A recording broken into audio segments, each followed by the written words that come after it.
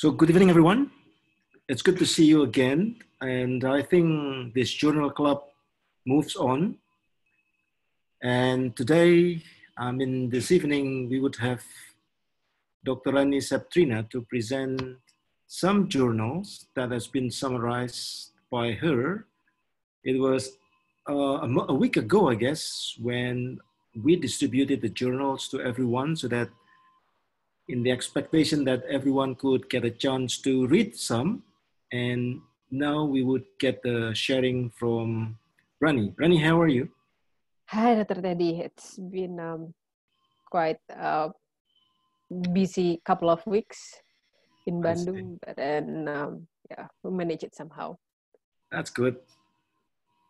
Okay, then I think it would be good to start with your presentations. Perfect. So I would like to start share screen. Right.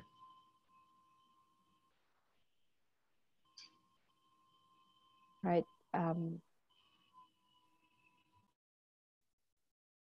Yeah. Right. Does anyone able to see the slides? Very clear. Very clear. Right. So this is about the tendon healings, the flexor tendons, and how to repair it and how to make a good, successful outcome. So we have from the three journal that Dr. Teddy gave me, this is the summary for a clinician. So you have a clinical problem in primary tendon, primary flexor tendon repairs, and you have to assessing about the outcome. Maybe the problem is during surgery or early after surgery or late after surgery. And it's the, you can see all of this problem. And after that, you can have the outcome. Is it excellent? Is it good? Is it fair? Or what you did is just a failure?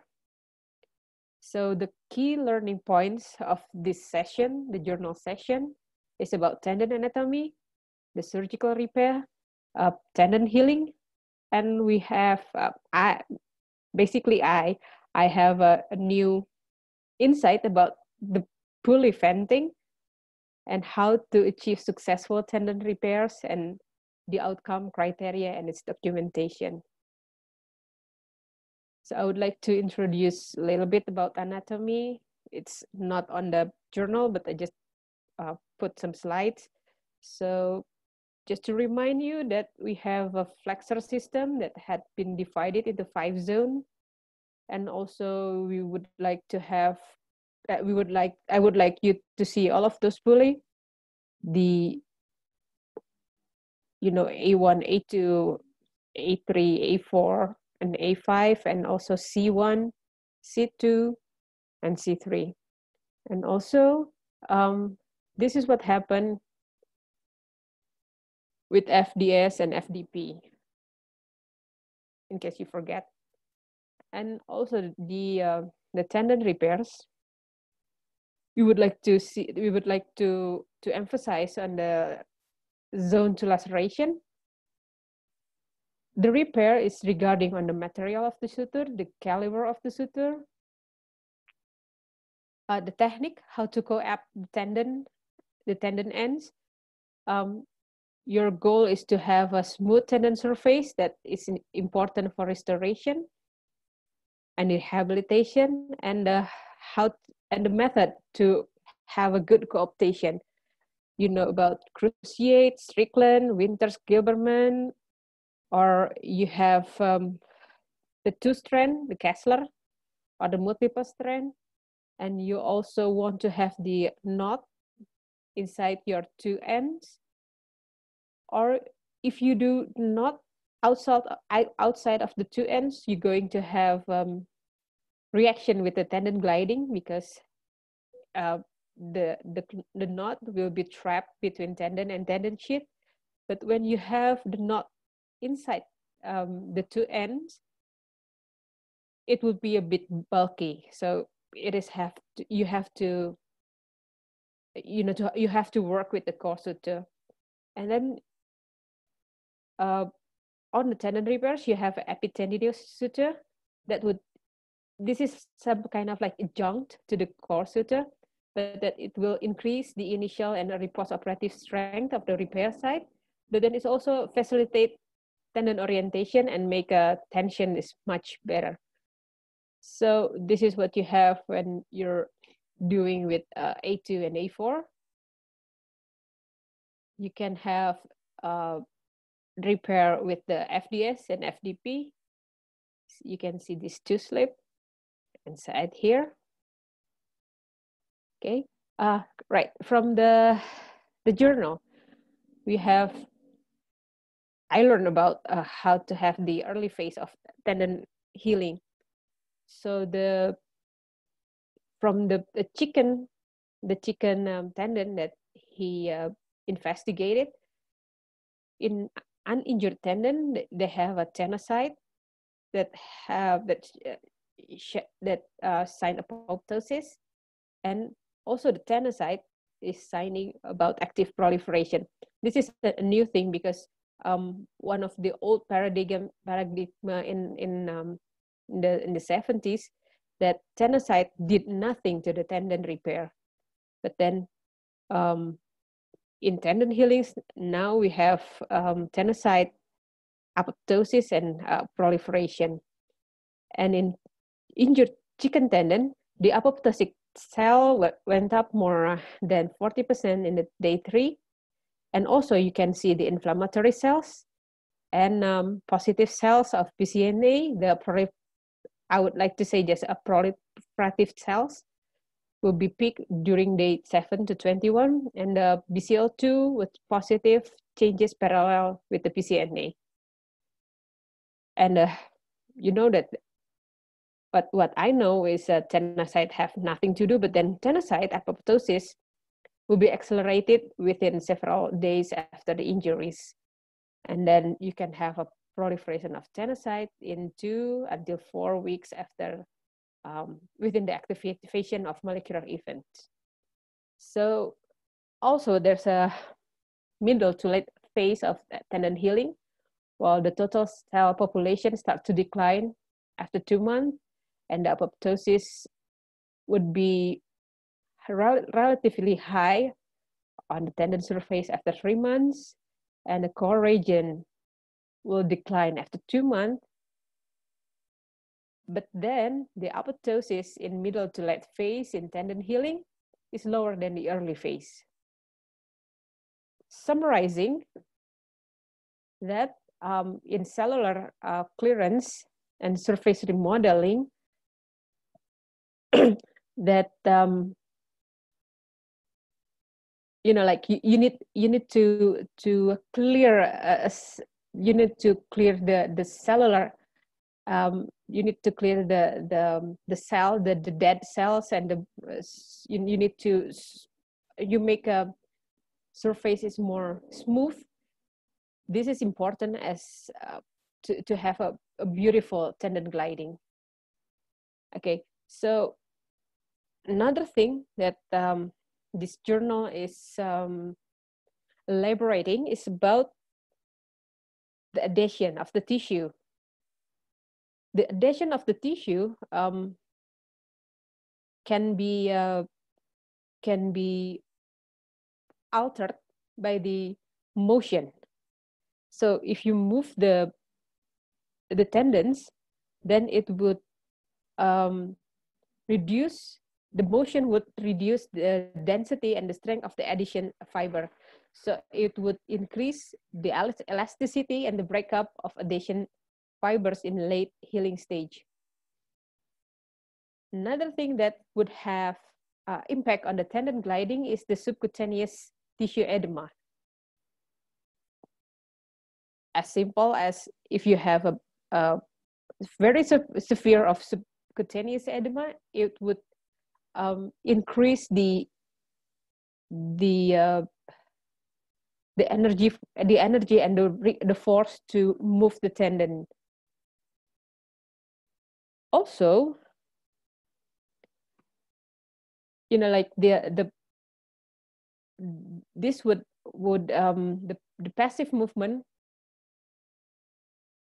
you need to have a passive movement as a warm up before you have an active digital flexion.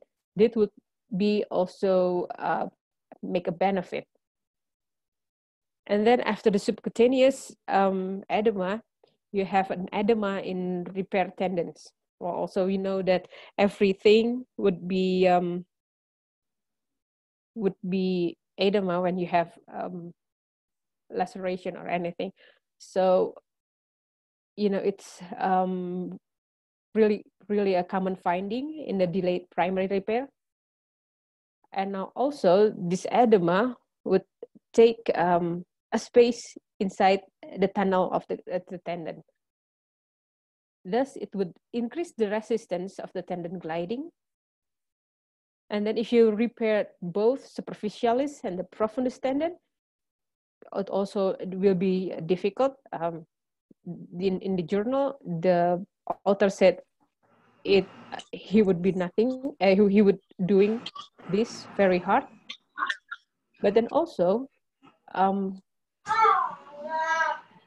because of the tunnel is very busy with the tendons, you can also open the pulley, or in the other words, you can venting the annular pulleys.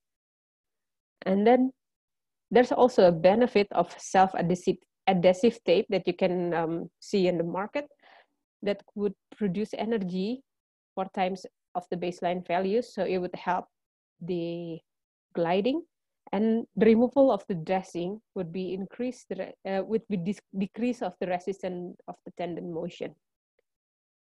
Okay, in the previous slide, I have mentioned about the venting in the pulley. So this is another research about venting the pulley. So when you're repairing the tendon, as it on the first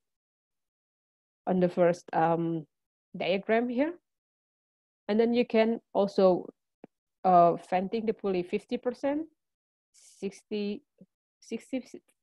and you can just incise of the pulley, and then you can graft the pulley. So if the tendon is too full inside the pulley, you can venting it. So by venting it by 50 and 60% and 66%, that would reduce the resistance compared to the repair tendon. But then, when you're really open, when you're doing the pulley enlargement with the grafted here, you can have you can really reduce the resistance, and the overall result is statistically significant within the data. And then when you're the concern about venting the pulley is about a trigger finger, the triggering of the tendons. So when you're enlarging the pulley, you don't need to worry about the triggering, because when you're venting like 50% or 60%, you don't need to worry about it. Even when you're make a pulley enlargement, the triggering would less frequently happen compared to the 50% of the pulley venting. Okay, another thing is about when you're about the gliding of resistance. When you're venting the pulley, the resistance of the tendon gliding will also decreasing. So in summary, for the tendon glidings, we can have 10 factors that would be contribute to the resistance of the tendon gliding. 1 is your surgical repair. 2 is the bulkiness of your tendons. 3 is the smoothness of the tendon gliding. 4 is the healing of the tendons. 5 is the presence of intact or venting the pulley. 6 is edema formation. 7 is adhesion formation, the joint stiffness, and then extensor tendon tethering. And the last one is splinting and bandaging. So I would like to address how to make successful tendon repairs. The author is writing about the key of the successful tendon repairs. First is the attention of the technique, a traumatic handling of the tendon. You have to understand the biomechanism of the tendon and how to do it in the surgical table, and then you have to concern about the tension. Another key is a strong tendon bone attachment or a strong end-to-end repair. So I was taught to have a button to pull out the button pull out suture method when you're doing in the first zone. So now the technique is switching to the no button pull out suture, but then you can have to then you have to make an adequate mechanical strength by interweaving suture, and then you have to make a strong end-to-end repair to have a good movement in the first few weeks after the surgery. The third key is to have attention to the diameter of the pulleys and how the tendon fits into the pulleys. When you're having a room is too crowded, then your tendon would not be gliding. So you can have the door of the room open a little bit, or you can, or in the journal, you would like to have a partial venting of the pulley. So if multiple pulley is damaged, then you have to be reconstructed minimally the annular 2 or A2 and A4 sides. Then you have to reconstruct it very strong and properly. And then another key is what you did on the table. You have to make sure the test of flexion extension. Figure A is about how to make sure the gap is not occur on the repair side, and then you flex it on the step 2. Make sure that the tendon gliding is good. And then you have to make sure that the suture knots will not impair anything on your work. If those 3 steps is not performing very well, then you have to redo the surgery again. And then the other key is to make early active movement into your exercise. Some of the old books said that you have to immobilize your finger for about 2 or 3 weeks, but then early movement would have a benefit. Then you have to add to the concept of rehabilitation after the primary repair.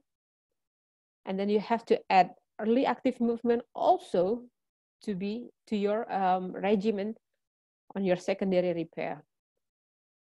So you have to reconstruct the pulley, you have to see how length is your skin incision, and you have to assess how about your edema in the tendons and the soft tissue, then in your soft tissue to prevent the active tendon motion. Then after you do the whole surgery and you have to make a successful surgery, you have not forget about documentation. Your first documentation is about functional assessment. You can use the Strickland criteria, or you can have the newer criteria by Tang in 2007. Then you can see there's a table for failure. Then in zone 1, you can do documentation of functional assessment by Monim and Elliott.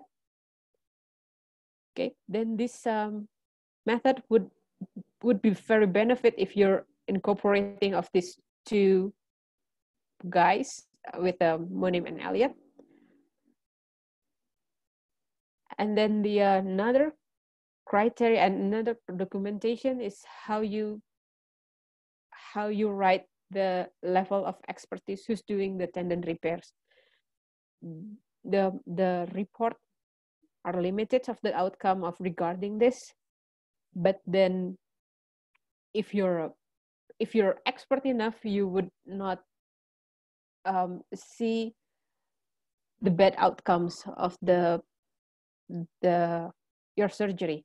What it's mean with expert is not how a senior guy is doing things, but that expert mean a person who do the same procedure multiple times. And then you have to document of exact injury location. So you have to refine your anatomic nomenclature. So now you have 7 subzones in zone 1 to 2. So zone 1 will be divided into zone 1A, B, and C, and zone 2 would be divided into A, B, C, and D. And then you have to document the injuries and how you repaired in the sub-zone. And you can make a comparison of the outcome. All right, thank you. I would like to give the floor back to Dr. Teddy. Thank you very much. Thank you very much, Rani. Oh, you made it good so that you could have a good summary among those 3 journals, the key informations. I think it would be nice if we all who are participating in this reading got the chance to read the journal beforehand so that we could be more interactive rather than rely on the presentations only, because the presentation is in a style of taking summary, and the detail would be the responsibility for everyone to read and to get contributions by expressing their understanding based on the readings and also discussing it together, so then we could share the proper understanding in between us. But Rani, you are the master now, so that you are going to take the questions from the audience. Okay, all right. Please do help me, Dr. Teddy. All right. So anyone would like to start the questions? You can express your questions. You can mention your questions or your opinion in Bahasa Indonesia, not a problem. This is just the presentations in English, and we could have it but not in Javanese or in Padangnese or in Bataknese. That's gonna be tough. No questions? Ini pelit semua, nggak ada yang buka kamera. Kita seperti ngobrol diamati gitu ya. Kayak pengantar tidur ya, Dok? Yeah. So most of you are sleeping on your bed. Let me invite Dr. Sari if she has any questions or opinion. Then maybe good to know that she does not agree to some of the information that we could get it. That we had it from Rani. Yes, Dr. Sari.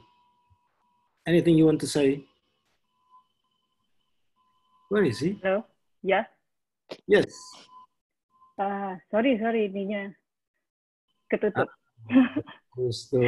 Saya terus terang sekarang nggak banyak nanganin hand. Terkagum dengan Rani yang masih muda menjelaskan kembali anatomi. Terima kasih. So good. Sama-sama, Dok. Ya, saya sih berpikir dengan ikut ini, memang ada beberapa kasus yang belakangan ini timbul. Mungkin saya lebih banyak dulu lihat dan belajar, apalagi dari yang udah lebih majoring ke hand atau lebih ke mengkhususkan diri. Terus terang karena kita bekerja di rumah sakit General Hospital, saya terima kasusnya variannya terlalu besar. Dari kasus hand, kasus kraniofasial, jadi terlalu luas terang. Dengan ikut ini saya berharap saya juga belajar dapat kasus lain. Kadang-kadang saya tanya dokter Teddy terus terang gitu ya. Terima kasih, sementara ini belum ada tanya, tapi merimain lagi saya jadi lihat lagi, oh iya, oke, saya belajar lagi bahwa memang kayak tadi dijelasin adanya edema yang membuka lagi venting, kasih mengurangi udemnya, jadi healingnya lebih cepat supaya glidingnya lebih bagus ya. Terima kasih. Sementara saya nyerap dulu, belum ada pertanyaan khusus. Terima kasih. Oh, thank you. That's good then. Alright. Kalau kita mau coba mengingat kembali gitu ya, informasi tentang anatomi ini ada yang sangat baru bagi kebanyakan di antara kita, karena yang kita kenali dengan zone 1, 2, 3, 4, 5 sampai, ya, betul. sampai di level forearm yang maksimum disebut sebagai 5 itu, zone 1 sudah diusulkan oleh Jin Bo Teng menjadi 2 sub-zone. Zone 2-nya tadi dibilang sampai 4. Rasanya itu masuk akal, yang selama puluhan tahun paradigma kita cuma kenal satu zone itu bakalan sama aja maknanya. Padahal strukturnya jelas-jelas berbeda. Ada kehadiran Ennio Pule dan kehadiran Cruciate Pule. Untuk dikenali bersama yang belum terbiasa, Jin Bo Teng ini salah satu dewa dalam hal urusan tendon yang menjadi rujukan dunia. Dia adanya di Nantong di Cina dan benar-benar mumpuni itu sebagai dewa yang menjadi rujukan dunia. Bahasa Inggrisnya juga bagus, lalu orangnya elegan, rendah hati, tinggi, besar. Ya nggak terlalu besar tapi tinggi. Oke, so Rani ada penjelasan yang bisa diberikan tambahan terkait dengan anatomi yang dikembangkan atau diusulkan oleh Jin Bo Teng. Apa itu makna bagian khususnya yang zone 2 ya? Sesungguhnya saya juga baru banget ngehack jurnalnya, Dok. Karena nggak dapat jurnal, nggak bisa ngedownload jurnal dari site aslinya, jadi saya pakai biasa lah. Oke, jadi kalau kita bisa bilang dari zona 2 itu, zona 2 itu dimulai mulai dari 2A itu, dokter bisa lihat itu kita mulai pada akhir dari puli. Boleh di-share lagi? Boleh, Dok.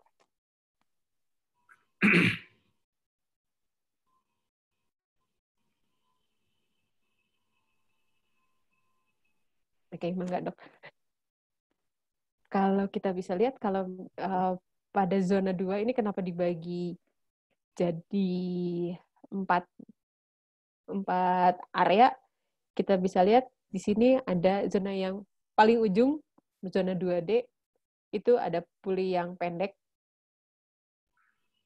Karena saya malas berpikir antara dia 1, 2, 3, 4, 5, saya cuma berpikirnya, saya mensimplifikasinya adalah puli yang pendek atau puli yang panjang.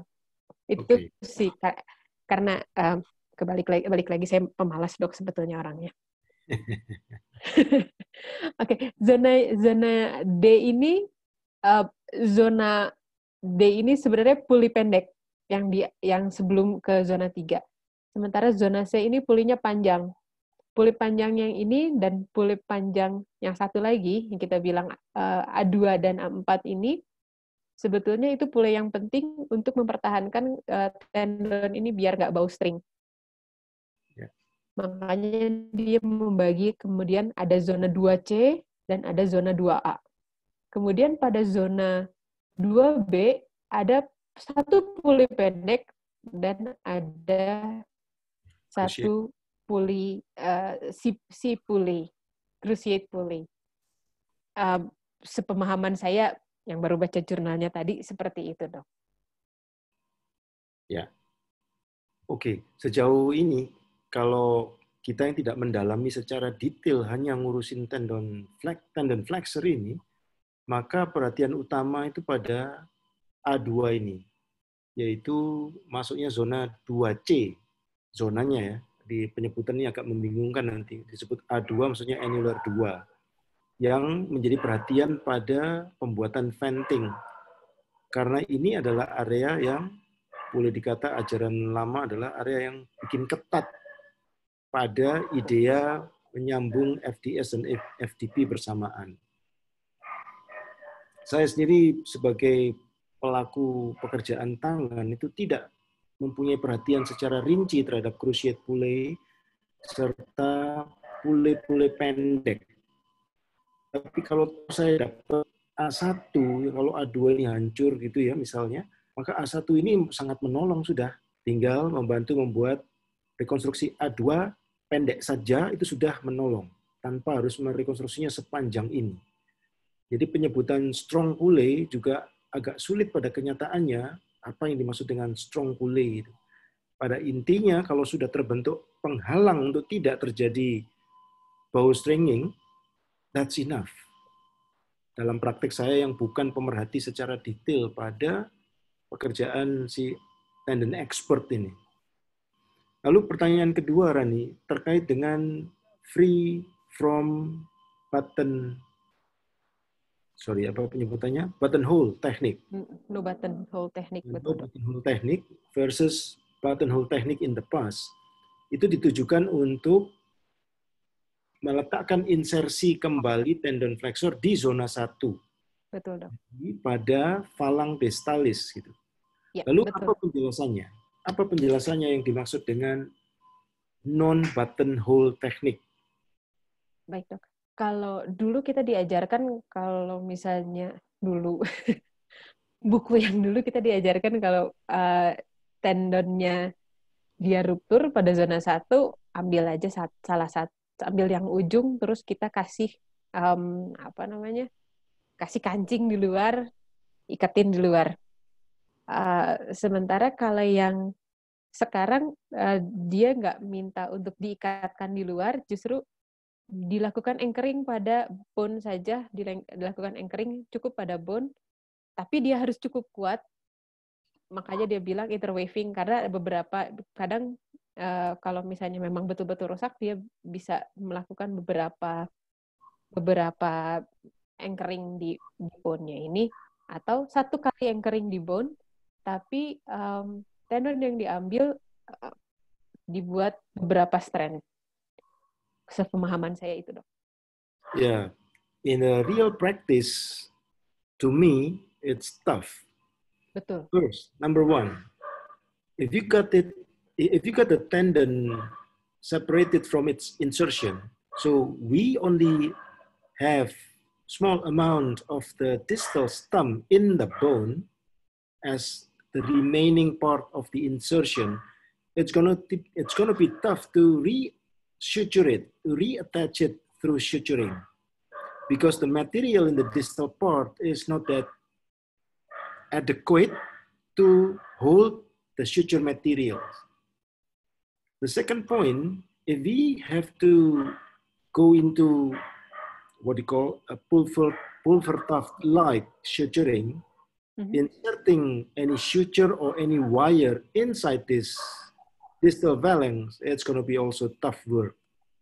So I think I would still go into that buttonhole technique because it's going to be much simpler.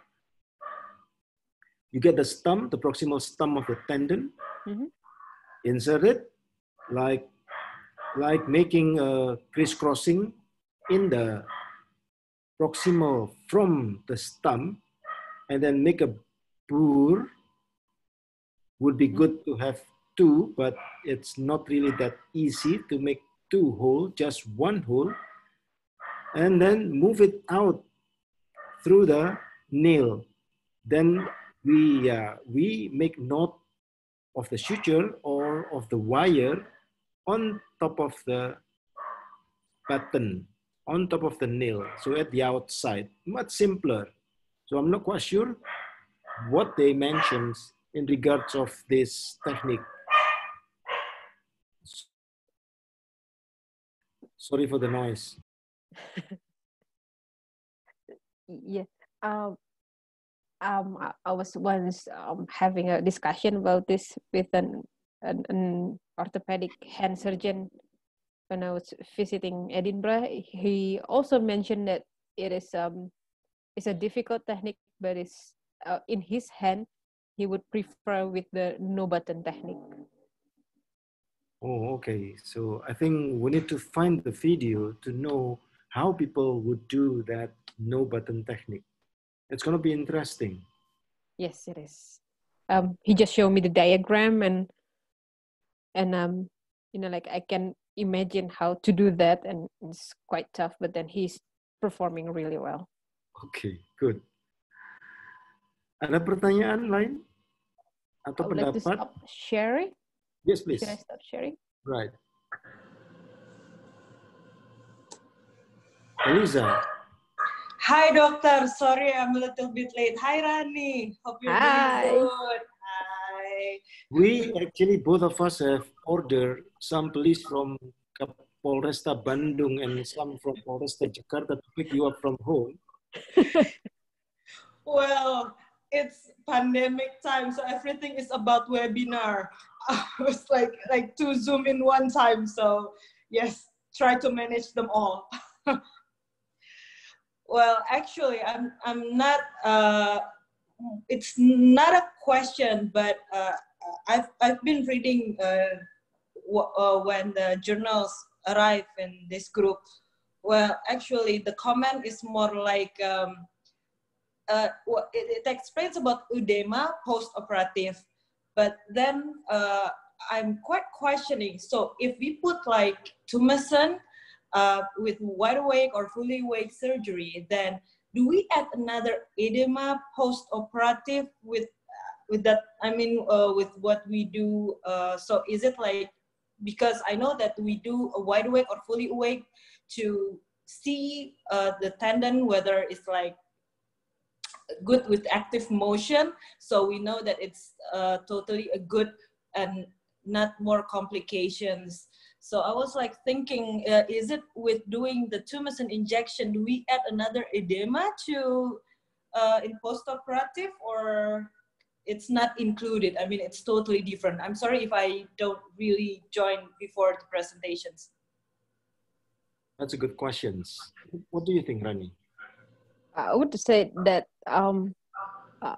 edema in any kind of surgery is not about how you put a tumescent or how you put vasoconstrictor in it or anything you do, but then it's about how you operate, how delicate you're doing your operation. When you're doing too much cauterization or you're pulling your tissue by that harsh, it would produce more edema than you're injecting tumescent. That's my opinion. Back to you, Dr. Teddy. Yes. Well, I would not say based on scientific research on how I would explain the tumescent impact would add more problem with the edema, but just based on clinical experiences and combined with many others, especially with Donald Lalonde, who actually the master in doing wide awake hand surgery, especially for tendon work or works in tendon. So far, we don't see any influence with that tumescent injections to add more edema so that it would influence the outcome to be poorer. No, the key is not only that we prevent our best to, so we do our best to prevent the close stringing, and also with a very aggressive exercise, it would be just fine. The edema by the tumescent will not like edema by trauma. So that's different. So the additional tissue thickness would subside.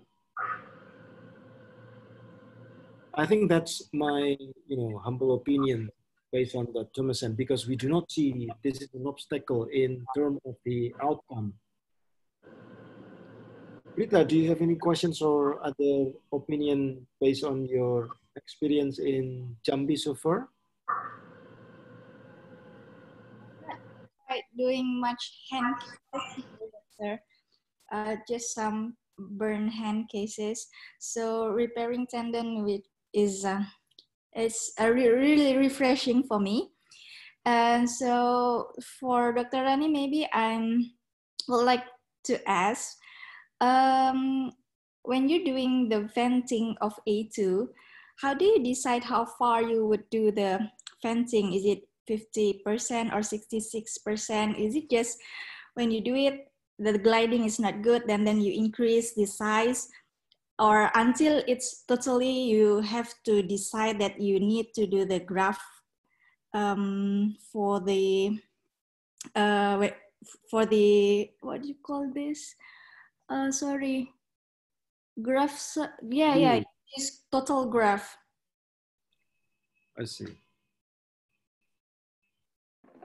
Okay, being honest, that hand trauma in Bandung, hand trauma, all hand trauma is absorbed by the orthopedic. So what I have is the leftover of the orthopedics or the burn reconstruction or the contractor. So being honest, I never do venting by chance, but then I once or twice doing the venting because of I cannot see the field of operation clearly, so it is by accident. So but then when I've just tried to venting it, just like incise it, the tendon inside the tendon inside of the pulley is I don't know, I think it's like breathing, just like that. Maybe Dr. Teddy would explain more about the hand trauma. Right, sorry for that. Oh, gangguan ada aja. All right, so then I have the concern when we have the explanations from the authors about that percentage of how much venting they do is in regards of the intact pulley, meaning that the rupture is more proximal or the rupture is more distal. The venting in the video that is supposedly to be well prepared, I'm not quite sure Elisa would help me with the video. So the venting is actually an opening that we could perform in the A2, for example. Then we could push, not pull, push the tendon, the proximal stump through, grasping the tendon through the window that we use, that we make in the A2 pulley or in the pulley, specifically with the A2 pulley, and then we push it out so that we don't create trauma, then we don't really, open. Oh my gosh. We don't really open the pulley. So the venting is actually a technique, a trick to, my gosh, to push the pulley out, the proximal stump. While the distal stump is much simpler because you flex the joint, the distal stump will come out. And then you see both ends of the tendon to be repaired. So incising or making venting with a pulley with that 50 or 60% is in regards that the pulley is intact. So that is not the case where the pulley is ruptured. But if it is ruptured transversally, then the opening of the pulley is also called as venting, which is, the main idea is not to excise, not to make incisions or not to lose the effect of the pulley, but then create an opening of the pulley without really discarding the structure of the tissue. Just make an opening, make a flap basically, or even only incision like Rani mentions, only incisions on the lateral side. Maybe one side, Rani, or both sides? Side or both sides? Only one side, doctor. One side, right. Okay. We have here Jeffrey. Jeffrey, do you have any questions or comment? Doctor, sorry. Yes. By making the venting, how does it will heal? Isn't it will create just another scar, or it will just heal perfectly, not adding any resistance in there? Plastic surgeon thinking, that's good. That's the way plastic surgeon think. So the issue is very easy based on the exercise. So rigorous movement, rigorous exercise of the tendon would prevent adhesion. Rani? Yes, it is. So if you're just on the tendon healing, the adhesion would be decreasing if you're doing the exercise. Well, you can add your passive movement regimen earlier. If you're scared enough, then you can do on the third day, and then you can follow with the active movement gradually. But then if you're brave enough, you can just do it immediately. Then your and the scars and the adhesion will decrease. That's what the journal said.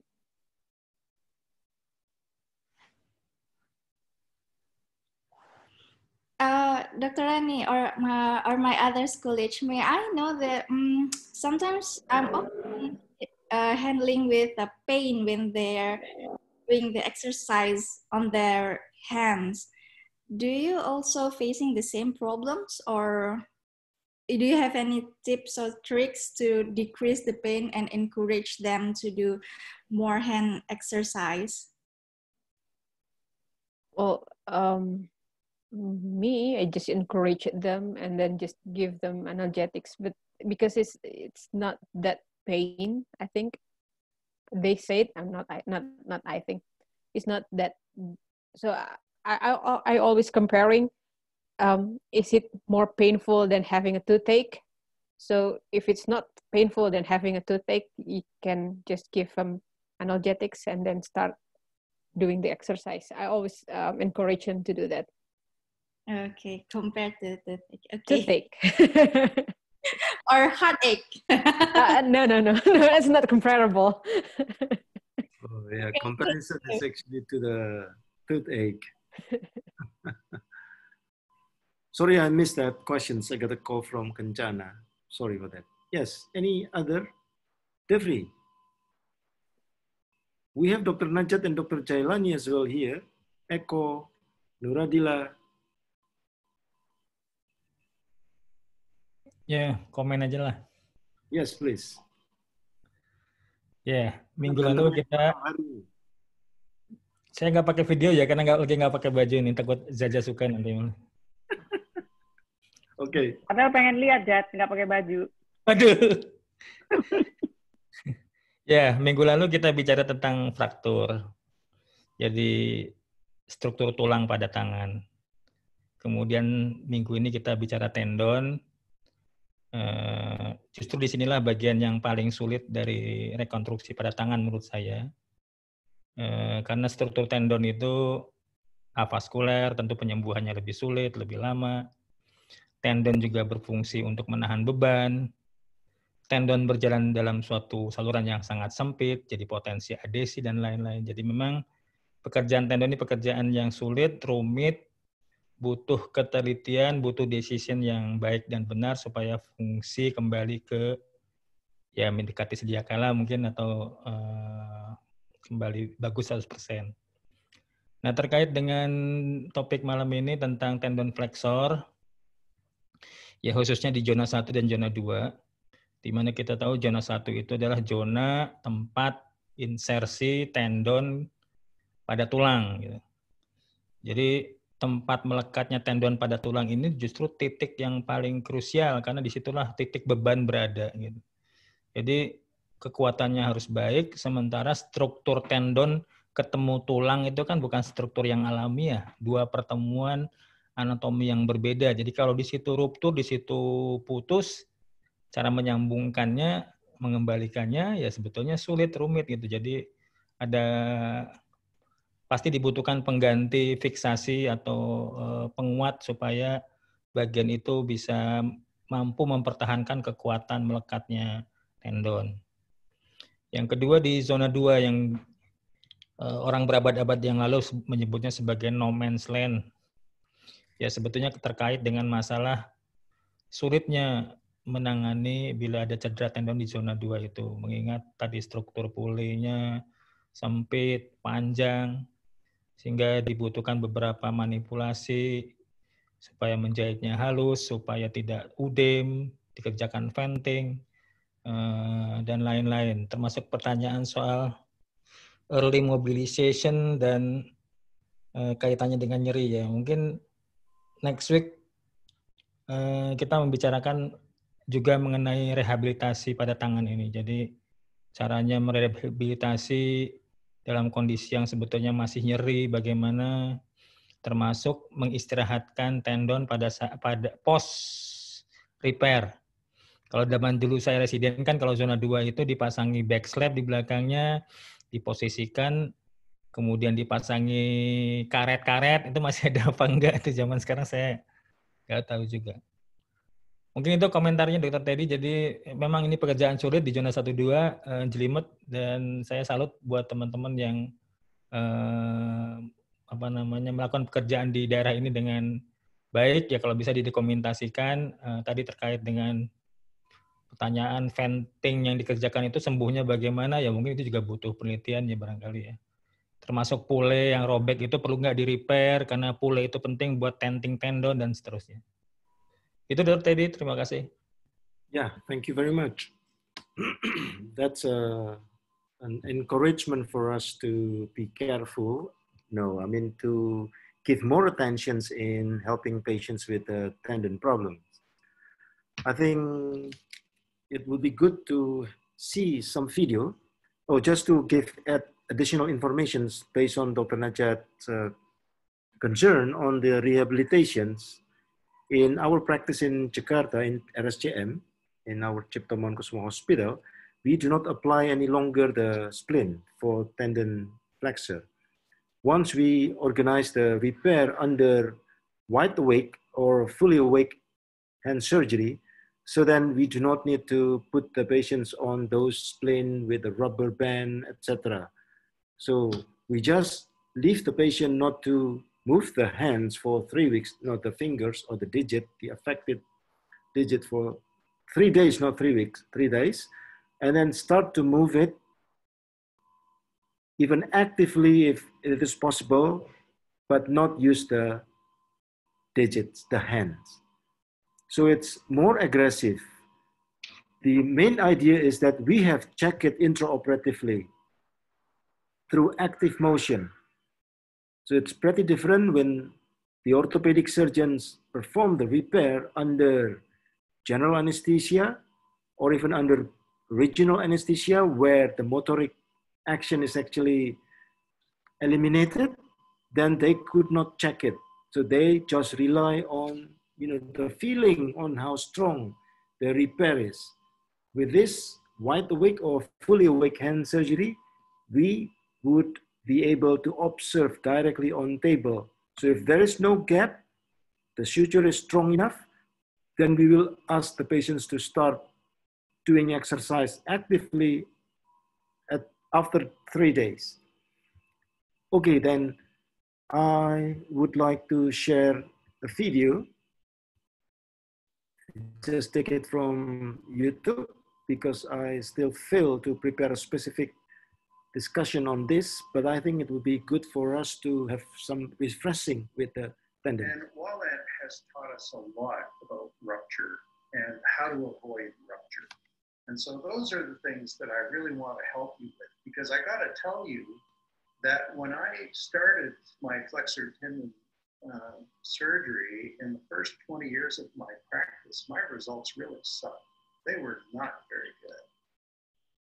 But in the last, since 2000 anyway, so the last 20 years, the results have really been amazingly good. It's almost like pre-flap surgery when it went from the days of not necessarily being very good to today where the results are consistent. And we're almost getting no rupture and no hemolysis using wide awake solid repairs with adequate pulley venting today. And I'm going to tell you how we got there and hopefully help you to get there too. The first thing is significant and appropriate pulley venting. So we used to think you can't vent A4. So on the left, you've seen A4 completely cut, and there's no clinically significant bowstringing on the table. And it's the same patient after surgery on the right with no clinically significant bowstringing after the surgery. And I could show you hundreds of these, and there are many papers written on this. This is the A2 pulley, and you're looking at the tendons caught in an awake patient on the proximal part of the A2 pulley, courtesy of Julian Escobar from Colombia. And so what Julian did was he vented the proximal half of his A2 pulley. Now both profundus and superficialis are fitting through quite nicely. And here's the same patient at 3 months and at 1 year post-op. And you can see that there's no clinically significant bowstringing either on the table during the surgery or after the surgery. And you can vent the A2 pulley. This is a very important paper written only 4 years ago in 2016 by Dr. Maria from Japan. But you should read it. He vented the A2 pulley in 40 cases, 7 cases of complete A2 venting, 33 cases of partial A2 venting like you just saw from South America. Not one case of clinically significant bowstring. And that takes us to this paper by Jinbo Tang in 2017. This is a must-read paper. It's Clinics in Hand Surgery, and it's 300 tendons by young surgeons, 1 rupture, and 85% good to excellent results in all young surgeons in 3 different hospitals. And they have gone on the new rule, which is vent up to 1.5 to 2 centimeters of pulley to avoid clinically significant bowstringing. Forget the old don't vent A2, A4 rule. They are gone. The new rule is 1.5 to 2 centimeters because if you vent in long fingers, you've got 2 centimeters. In short fingers, 1.5 centimeters is plenty so that the repair can go up and down in unvented pulley and not get caught so that you don't get stuck, so you don't need a tenolysis. And so long fingers, 2 centimeters, shorter fingers, 1.5 centimeters. And if you do that rule, you're never going to vent A2 and A4 at the same time. You're unlikely to vent the entire A2 pulley because it tends to be longer than that. And you're not going to get clinically significant bowstringing. And this is just as important as wide awake flexor tendon repair to get better results. Complete preservation of the A2 and A4 pulleys gave us 50 years of unnecessary rupture and tenolysis. And wide awake surgery has helped us prove that pulley venting is safe. So this is how we do it today. You'll see my knife there. I'm cutting the A4 pulley. And then I put in my first core suture, and then I test my repair. And I look and see what more pulley I need to vent. So I incrementally vent a little more. Now I'm going to cut a little more cruciate pulley because it's in the way. I don't just whack out the pulleys. I cut a little more and a little more until I have unencumbered movement. And so in this case, you see, even though I have vented A4, I was able to preserve A3. There was no clinically significant bowstring on the table, And this is the same patient at 3 months after surgery, no clinical signal. Now today, in that Tang paper in 2017 that I said is a must read, this is a good repair. It's a bulky repair with 10 to 30% extra bulking that easily fits through this 1.5 to 2 centimeters of dented pulley. You got at least a 1 centimeter bite, and it's a solid repair. And I like to use the Jinbo Tang 6-strand repair. It's a loop suture. But I don't think it matters about the suture. You gotta have at least 4 strands, and it's gotta be a solid repair. And a little bulky is good, and I'll show you why. On the left, you see what I now call a grandma kiss repair. And I'm embarrassed to say that I published this image. It's not a good repair. I used to think that grandma, just like kissing your grandmother on the cheek, it's just touching. The tendon ends just touching. I used to think that was a good repair because I had to fit through underneath the darned A2 and A4 pulleys. The problem with the grandma kiss repair is that it often comes apart. In fact, it comes apart 7% of the time. We proved that in a series of 100 wide awake repairs that we did. So a bulky repair is good in 2020. A grandma kiss repair is not good in 2020. I'm not sure why.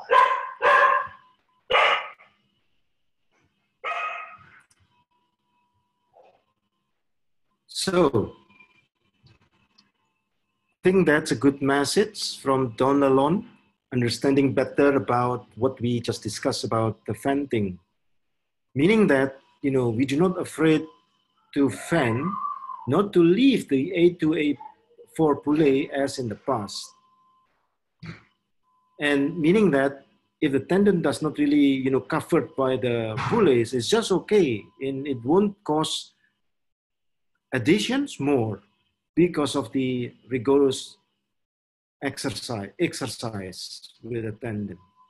Any questions or any different opinion? Sorry for the noise. I did not really prepare my position because I was really in a rush from the hospital, and I just got a call to go back to the hospital again. Oh my gosh. Itu kucing, Dok. Kucing gede.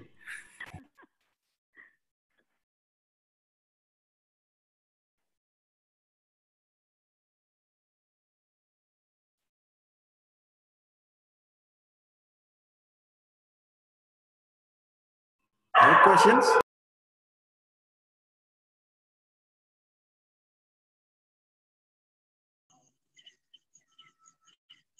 Yes, Dr. Teddy, I think it would be good if we have, if you can share the link of the video in the group, so we can also watch how he did with the pulley venting.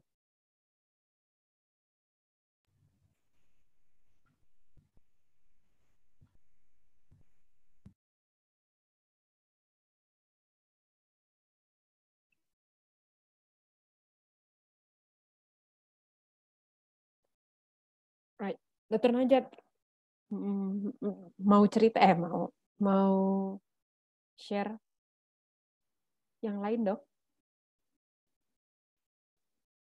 Atau terjalani dari Aceh jauh-jauh, siapa tahu mau cerita gimana pengalaman di Aceh, Dok? Iya, Rani.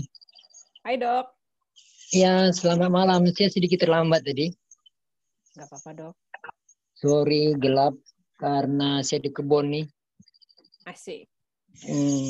Jadi nggak banyak, nggak tahu mau mulai dari mana. Tapi sedikit berbagi bahwa dalam menangani atau melakukan repair tendon flexor, pengalaman saya ini mungkin sedikit, mungkin kecil, Tapi untuk adik-adik ingatkan ke yang lain juga bahwa hanya satu prinsip penanganan tendon flexor itu, yang paling penting handling jaringan ujung dari ruptur tendon flexor itu. Jangan membuat dia seperti sapu lidi. Pegang handling jaringan secara baik, jangan pegang ujung agar tidak tercabik-cabik. Perlakukan secara betul anastomosisnya, sehingga teknik apapun yang kita pakai, kalau daerah ruptur itu rapi, bagus, maka ini akan menghindari terjadinya perlengketan pada tahap berikutnya dari penyembuhan luka tendon ini. Saya kira itu pengalaman yang saya dapatkan, hampir nyaris lumayan bagus gitu apa yang kita kerjakan. Kita bisa evaluasi hasil kerja kita terus. Dan menurut hemat saya, perlakuan memegang tendon saat kita lakukan repair, anastomosis itu sangat menentukan hasil yang kita kerjakan. Saya kira itu Rani ya, tambahan sedikit aja. Walaupun terlambat, bermanfaat. Terima kasih. Terima kasih Dokter Jai, sehat-sehat di Aceh dan di kebunnya. Wah, hebat ya jam segini di kebun ya. Iya, Dokter Teddy. Memang saya setelah kemarin bekerja di JSA itu kita lakukan operasi, kemudian saya ngajarlah PPDS. Jumat, Sabtu, Minggu saya lari ke kebun ya, cari-cari angin, cari-cari keringat. Kemudian Sabtu saya kembali ke Banda Aceh, operasi cleft hari Minggu. Jadi Minggu dipakai untuk cleft. Jadi 2 hari saya happy ria di sini, di daerah yang paling steril. I see. Dokter tadi. Yeah. Very nice to know your activities with that social work. Okay, so you could activate the link. That is an active link in YouTube. So anytime you could see the complete lecture. Do we need to get more of the sharing from Dr. Lelon? Ya, saya tadi tertarik ada 2 istilah lucu tadi, grandma case, sama bulky repair, grandma case sama bulky repair. Jadi yang bagus itu justru kalau anastomosis end-to-end-nya ini agak sedikit menonjol ya. Ini terjadi karena ditarik yang cukup ketat atau pada saat dilakukan penjahitan posisi jarinya itu sedikit difleksikan, Dokter tadi. Ya, pada dasarnya tidak perlu difleksikan. Dalam keadaan rileks itu otomatis dia akan tidak perlu tegang gitu. Nah, penjahitan yang dalam keadaan rileks tanpa difleksikan pun itu juga tidak masalah. Tapi pada umumnya kita menjahit sampai dapat rileks kan memang dibuat slow ini, dibuat apa ya? Tak bertenaga, otomatis akan fleksi sendiri. Untuk yang putus, jari distal boleh ditekuk untuk memudahkan mendapatkan tendon yang rileks. Tadi satu lagi mungkin, kalau dari kita lihat dari gambar ini, simpul jangan diletakkan di tengah-tengah anastomosis, karena simpul itu sangat mengganggu proses healing dari tendon tersebut. Jadi simpul diletakkan di luar dari daerah punktum amputatnya tendon. Mungkin hemat saya itu istimewanya memang nggak dijelaskan, tapi kalau kita lihat memang simpul itu selalu mengganggu. Terima kasih. Ya, terima kasih. Saya sendiri tidak mengerjakan meletakkan simpul di luar, tetap menggunakan ajaran kuno, modified Kessler, and it's not really a problem. Walaupun simpulnya di pertemuan tendon itu nongol-nongol sebagian gitu, tidak betul-betul bisa rapi saya benamkan di dalam. Jadi epitendinous suture tujuan utamanya sebetulnya adalah membuat tendon itu inverted. Permukaan anastomosis tidak everted, justru inverted. dengan maksud untuk mencegah kemungkinan perlengketan oleh karena ada serat-serat yang masih bertebaran di tepi tendon. Jadi Dr. Najat pada umumnya sih pokoknya tendonnya posisinya rileks gitu. Kalau cukup panjang dari proksimal yang di distalnya di posisi sangat distal tidak bisa difleksikan, maka juga tidak apa-apa. Yang membuat dia bulky ini oleh karena ada energi yang diletakkan pada pembuatan simpul yang cukup kuat, sehingga pada waktu dibuat aksi, gliding, maka akan terjadi penyesuaian dalam healing di kemudian hari. Cuma saya nggak bisa menjawab secara pasti by scientific observation. Because we did not open and we did not check the outcome of the tendon after repair with ultrasound, for example, to measure the diameter. Kita gunakan waktu sisa beberapa menit ya, untuk saya lanjutkan sedikit di penjelasan tendon ini. It looks beautiful in this prone patient who's awake. Now she's going to test it. You see how nicely that repair looks? It looks beautiful, but it's just barely kissing. Now, when the patient puts the active forces of flexion, look what happens. You get a gap. And that happens 7% of the time. And that's why I used to get 7% more ruptures than I get today. But in her case, I fixed the gap. So she did not go on to rupture. So how do you fix the gap when that happens? You put in your second core suture, and this time make it tight enough, make it bulky this time. And now you leave your ends long of that second core suture. Your first core suture is now too loose. So now you pull on it so that it gets tight. You don't take it out, you don't damage the tendon again, just pull on it. Now that loose second core suture, you tie to the long ends of the first core suture. So now you have a solid 4-strand repair, but you've only beat up the tendon twice. You have to be polite to tissues that you're asking to heal. Don't grab them and beat them up. Then the next important part is full fist flexion and extension testing. Take that finger and thumb through a full range of flexion and extension. If you're going to get a gap, you want to see that today. You don't want that gap to rupture next week or 2 weeks. And you can repair the gap if it happens. This is like doing a vascular anastomosis. You don't just do the anastomosis and close the skin. No, you test the blood flow. You make sure that it's working well. You make sure that there's no gap. And you make sure that that repair fits through between the space in your pulleys, the 1.5 to 2 centimeters of vented pulley. And that's how you avoid rupture. And that's how you avoid tenolysis. It's also taught us a lot about hand therapy. So today, what we do, there's a patient during surgery at 4 days doing up to half a fist of true active movement, as was started in Ireland and now through most of Europe and China and Australia and New Zealand. And this is the patient at 6 weeks. So no more Kleiner rubber band, no more full fist place and hold.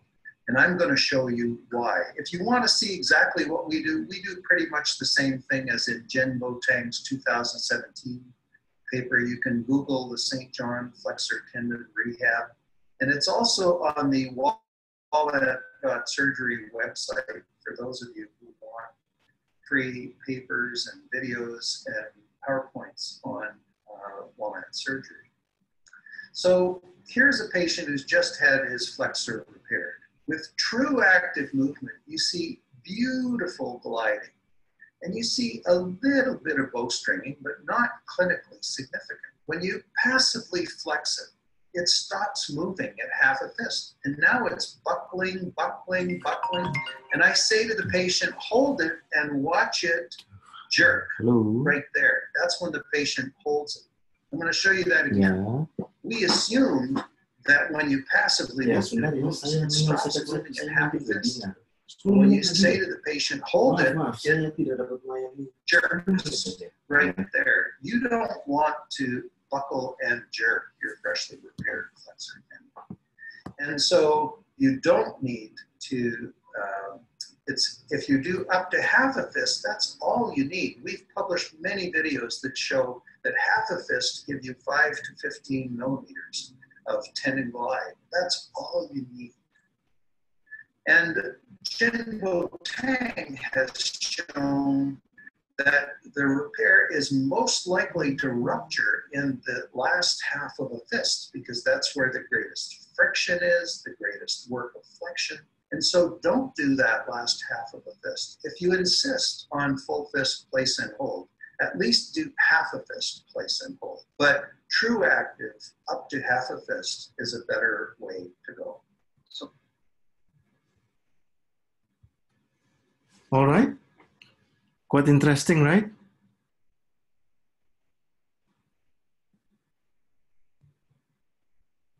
Rani? Yes, it is interesting because yes, as Dr. Najat said that it would have a little bit bulky. Also, that's what also stated in the journal. You have to be a little bit bulky, but not too bulky, in order to have a strong end-to-end anastomosis of the tendons. All right, good. Okay, so I think it's good for us to see the video more if you would like, because the link has been given given in the chat box so that you could copy it and then open it later, and anytime you could listen to the lecture more. Now I would like to ask comments or any plan for next week, because I think this 2 stimulation would be good for you to be more active rather than just taking whatever time comes and then you just join. Anyone? Shall we go for extensor tendon next week?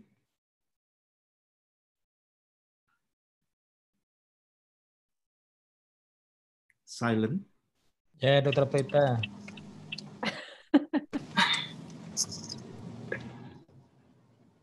Masih empat, Dok.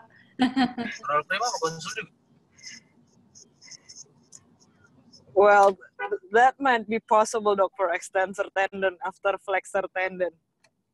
Okay. I think Prita will be ready for next week. She is born ready. So,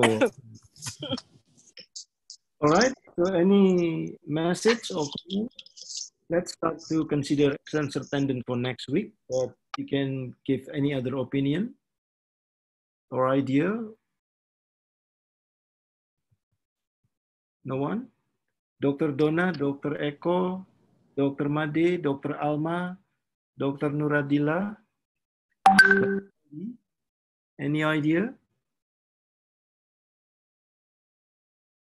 Oke. Ya, nggak apa-apa, Ted. Biar aja extensor aja dulu, jadi nanti baru case. Okay. All right. So we meet up next week, and we try to discuss more on not more. I mean, we will discuss about extensor tendon. Oh, ini Alma, ini Ami, though. Ya ampun. Okay. Yes. Yes, you may share the link to the group, Rani. Thank you, Rani, very much for a nice preparation and nice summary. Rani? You're most welcome. You're most welcome, Doctor. I'm having trouble with my laptop who's suddenly asked for an update. Okay then, everyone. Thank you very much for joining this journal club, and see you next week. Hopefully we could be more interactive. Ini malam nggak kelar semua kan ya? Jumat kan? Well, it's a nice topic, Doc. Thank you. Thank you. Have a good night, everyone. Have a good night, everyone. Yeah. Sure. Stay safe. See you soon. Good night. Good night.